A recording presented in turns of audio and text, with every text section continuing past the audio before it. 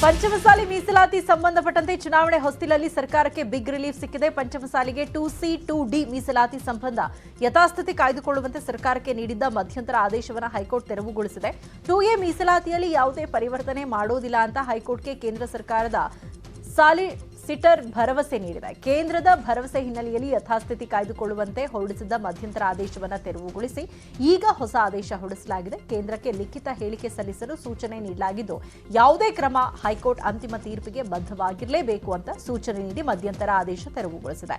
ಇದರೊಂದಿಗೆ ಪಂಚಮಸಾಲಿಗೆ 2C 2D ಮೀಸಲಾತಿ ನೀಡಲು ಯಾವುದೇ ಅಡ್ಡಿ ಇಲ್ಲ. ಸಮುದಾಯಕ್ಕೆ ಮೀಸಲಾತಿ ಕೊಡುವಂತೆ ವಿಚಾರದಲ್ಲಿ ಇದ್ದಂತ ಒಂದು ಅಡೆತಡೆಯನ್ನ ರಾಜ್ಯ ಉಚ್ಚ ನ್ಯಾಯಾಲಯ ತೆರವುಗೊಳಿಸಿದೆ ಎನ್ನುವಂಥದ್ದು ನಮಗೆಲ್ಲ ಸಮಾಧಾನ ತಂದಿದೆ ಅನ್ನುವಂತ ಮಾತಾಡಲಿಕ್ಕೆ ನಾಳೆ ದಿವಸ ನಾನು ತಿಳಿಸ್ತೇನೆ. ಯಾಕೆ ನನಗೆ ಸಾಯಂಕಾಲ ಇವರು ಹೇಳಿದಂಗೆ ಆದೇಶ ಪತ್ರ ಬರುತ್ತೆ. ನಾಳೆ ಸಾಯಂಕಾಲ ನಾವೆಲ್ಲ ಕೊಡ್ತೀವಿ. ಅದು ಆ ಆದೇಶ ಪತ್ರ ಬರುತ್ತೆ. ಸಾಯಂಕಾಲ 7 ಗಂಟೆ ಸಿಗುತ್ತೆ. ಪ್ರಸಂಗ ಸಿಕ್ಕ ಮೇಲೆ 22ನೇ ತಾರೀಕಿಗೆ ರಾಜ್ಯ ಕಾರ್ಯಕಾರಿ ಸಭೆಯನ್ನು ಕರೆದುಬಿಟ್ಟು ಕೂಲಂಕುಷ ಪರಿಶೀಲನೆ ಮಾಡಿ ನಮ್ಮ ನಿರ್ಧಾರ ಹೋರಾಟವನ್ನ ಮುಂದುವರಿಸಬೇಕು ಅಥವಾ ತಾತ್ಕಾಲಿಕ ವಿರಾಮಗೊಳಿಸಬೇಕು ಅನ್ನೋದನ್ನ ರಾಜ್ಯದ ಜನತೆಗೆ ಮಾಧ್ಯಮ ಮೂಲಕ ನಾನು ಸಂದೇಶ ಕೊಡ್ತೀನಿ. ಇನ್ನು ಜಯಮೃತ್ಯುಂಜಯ ಸ್ವಾಮೀಜಿ, ವಚನಾನಂದ ಸ್ವಾಮೀಜಿ ಮಾತನಾಡಿದ್ದು, ನಾಳೆ ನಮ್ಮ ಹೋರಾಟ ತಾರ್ಕಿಕ ಅಂತ್ಯ ಕಾಣುವ ನಿರೀಕ್ಷೆ ಇದೆ. ಹೈಕೋರ್ಟ್ ತಡೆಯಾಜ್ಞೆ ತೆರವಾಗುವುದು ಬಹಳ ಖುಷಿಯಾಗಿದೆ. ಶಿಕ್ಷಣ ಹಾಗೂ ಉದ್ಯೋಗ ಮೀಸಲಾತಿ 2D ಬಗ್ಗೆ ಸರ್ಕಾರ ಸುತ್ತೋಲೆ ಹೊರಡಿಸಬೇಕು ಅಂತ ಹೇಳಿದ್ರು. ನಾಳೆ ನಮ್ಮ ಸಮುದಾಯಕ್ಕೆ ಅನುಕೂಲ ಓವರ್ ಆಲ್ ನೀವು ನೋಡಿದ್ರೆ ನಮ್ಮ ಮಕ್ಕಳಿಗೆ ಮತ್ತು ನಮ್ಮ ಯುವಕ ಯುವತಿಯರಿಗೆ ಉದ್ಯೋಗ ಸಿಗಬೇಕು, ಉತ್ತಮವಾದ ಶಿಕ್ಷಣ ಸಿಗಬೇಕು.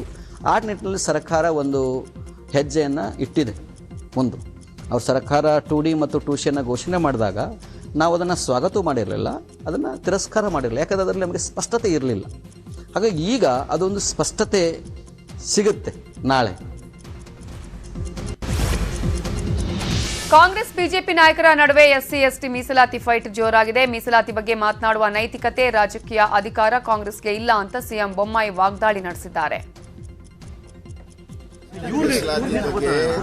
ಕಾಂಗ್ರೆಸ್ಗೆ ಮಾತಾಡುವ ಅಧಿಕಾರನೇ ಇಲ್ಲ, ನೈತಿಕ ಅಧಿಕಾರ ಇಲ್ಲ, ರಾಜಕೀಯ ಅಧಿಕಾರನೂ ಇಲ್ಲ. ಅವರು ಇದ್ದಾಗ ಈ ಬೇಡಿಕೆ ಇದ್ದಾಗ ಏನೇನು ಮಾಡಲಿಲ್ಲ. ಸಂದೀಪ್ ಸುರ್ಜೇವಾಲಾ ಇದ್ರ ಬಗ್ಗೆ ಇತಿಹಾಸವನ್ನು ಓದಬೇಕು ಅಂತ ಸಲಹೆ ಕೊಡ್ತಾ ಇದ್ದೇನೆ.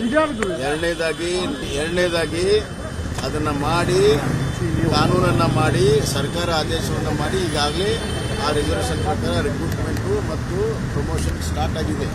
3ನೇದು ಶೆಡ್ಯೂಲ್ 9 ಮಾಡೋದಕ್ಕೆ ಈಗಾಗಲೇ ಕ್ಯಾಬಿನೆಟ್ ಅಪ್ರೂವಲ್ ಆಗಿದೆ. ಗವರ್ನರ್ ಕಡೆ ಕಳಿಸಿದ್ದೀವಿ.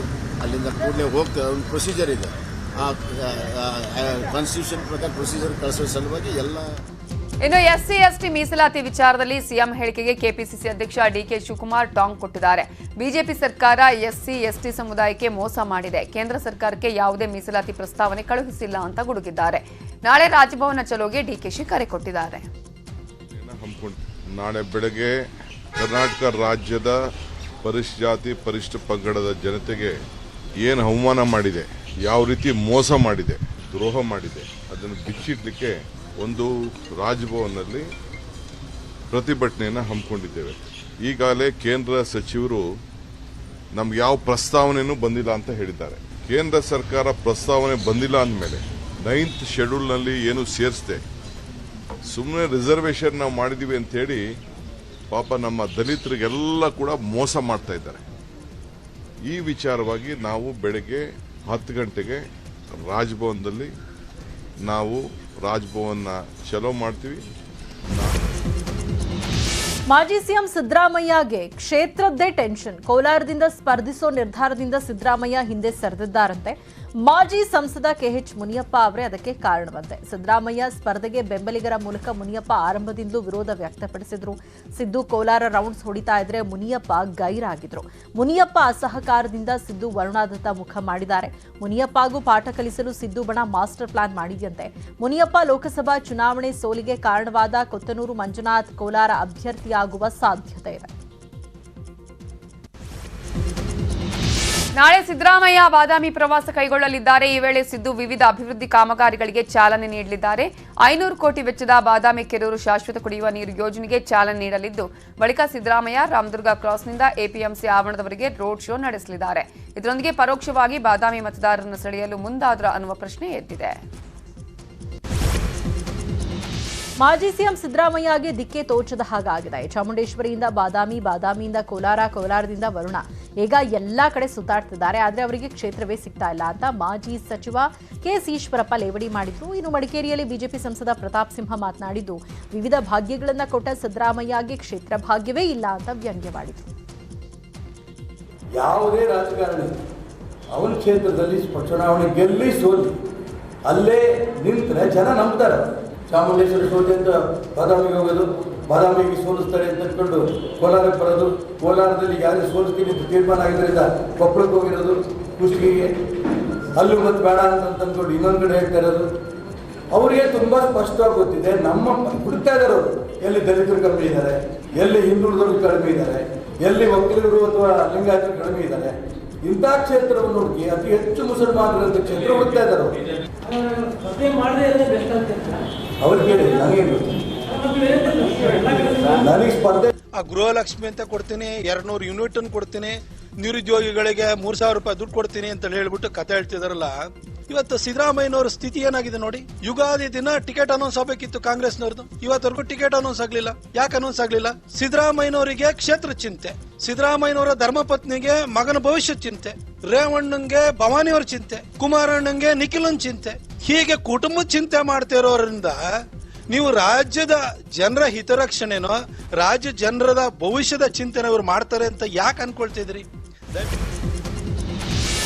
ಮಾನನಷ್ಟ ಮೊಕದ್ದಮೆ ಕೇಸ್ನಲ್ಲಿ ಕಾಂಗ್ರೆಸ್ ಸಂಸದ ರಾಹುಲ್ ಗಾಂಧಿ ದೋಷಿ ಅಂತ ಸೂರತ್ ಕೋರ್ಟ್ ಮಹತ್ವದ ತೀರ್ಪು ಕೊಟ್ಟಿದೆ.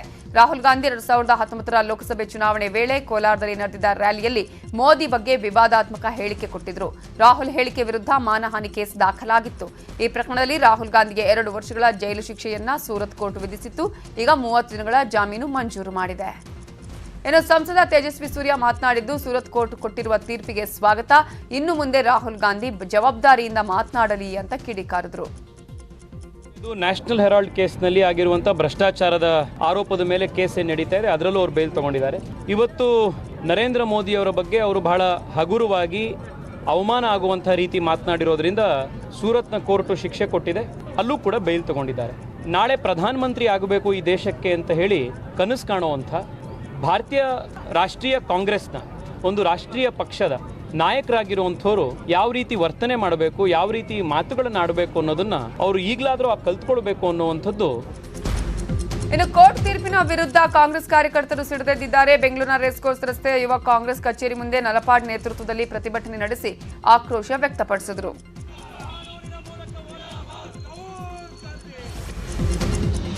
ಇಂದು ರಾಜ್ಯಕ್ಕೆ ಕೇಂದ್ರ ಗೃಹ ಸಚಿವ ಅಮಿತ್ ಶಾ ಎಂಟ್ರಿ ಕೊಡಲಿದ್ದಾರೆ. ರಾತ್ರಿ 11 ಗಂಟೆಗೆ ಬೆಂಗಳೂರಿಗೆ ಆಗಮಿಸಲಿರುವ ಕೇಂದ್ರ ಸಚಿವ ಅಮಿತ್ ಶಾ ನಾಳೆ ಕೊಮ್ಮಘಟ್ಟದಲ್ಲಿ ಗೃಹ ಇಲಾಖೆ, ಸಹಕಾರ ಇಲಾಖೆ ಸಮಾವೇಶದಲ್ಲಿ ಭಾಗಿಯಾಗಲಿದ್ದಾರೆ. ಅದಕ್ಕೂ ಮುನ್ನ ಮಾಜಿ ಸಿಎಂ ಯಡಿಯೂರಪ್ಪ ಮನೆಗೆ ಅಮಿತ್ ಶಾ ಭೇಟಿ ನೀಡಲಿದ್ದಾರೆ. ಬಿಎಸ್ವೈ ಕಾವೇರಿ ನಿವಾಸದಲ್ಲಿ ಅಮಿತ್ ಶಾ ಉಪಹಾರ ಸೇವಿಸಲಿದ್ದಾರೆ. ಈ ವೇಳೆ ಅಮಿತ್ ಶಾ ಬಿಎಸ್ವೈ ಚುನಾವಣೆ ಕುರಿತು 1-to-1 ಮಾತುಕತೆ ನಡೆಸಲಿದ್ದಾರೆ. ಇನ್ನು ಮಾಜಿ ಸಚಿವ ರೋಷನ್ ಬೇಗ್ ಶೀಘ್ರದಲ್ಲೇ ಬಿಜೆಪಿಗೆ ಸೇರಲಿದ್ದಾರೆ. ಇತ್ತೀಚೆಗೆ ದೆಹಲಿಯಲ್ಲಿ ನಡೆದ ಬಿಜೆಪಿ ಅಲ್ಪಸಂಖ್ಯಾತ ಮೋರ್ಚಾ ಸಮಾವೇಶದಲ್ಲಿ ಬೇಗ್ ಕೇಸರಿ ಶಾಲ್ ಹಾಕೊಂಡು ಕಾರ್ಯಕ್ರಮದಲ್ಲಿ ಭಾಗವಹಿಸಿದರು. ಬೆಣ್ಣೆನಗರಿ ದಾವಣಗೆರೆಯಲ್ಲಿ ಪ್ರಧಾನಿ ಮೋದಿ ಕಾರ್ಯಕ್ರಮಕ್ಕೆ ಸಕಲ ಸಿದ್ಧತೆ ಮಾಡಿಕೊಳ್ಳಲಾಗುತ್ತಿದೆ. ಶನಿವಾರ ದಾವಣಗೆರೆಗೆ ಮೋದಿ ಆಗಮಿಸ್ತಾ ಇದ್ದು, ರಿಹರ್ಸಲ್ಗಾಗಿ ಹೆಲಿಪ್ಯಾಡ್ಗೆ ಸೇನಾ ಹೆಲಿಕಾಪ್ಟರ್ ಬಂದಿಳಿದಿದೆ. ದಾವಣಗೆರೆ ಸಂಪೂರ್ಣ ಕೇಸರಿಮಯ ಆಗಿದೆ. ಜಿಎಂಐಟಿ ಕಾಲೇಜ್ ಪಕ್ಕ 400 ಎಕರೆ ಜಮೀನಿನಲ್ಲಿ ಬೃಹತ್ ವೇದಿಕೆ ಸಿದ್ಧವಾಗಿದೆ.